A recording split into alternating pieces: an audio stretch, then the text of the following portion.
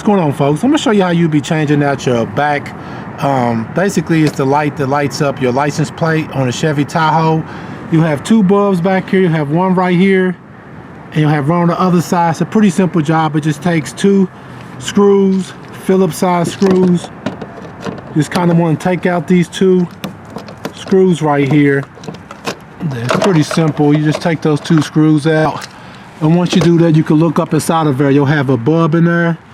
All you have to do now is just kind of just wiggle and pull the bulb out. Just like that, just pulls out.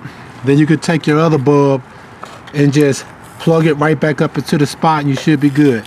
All right, folks, once again, this is how you would change out your lights that eliminate your license plate on the back of a Chevy Tahoe. Probably the same from about the 2007 to about the 2014.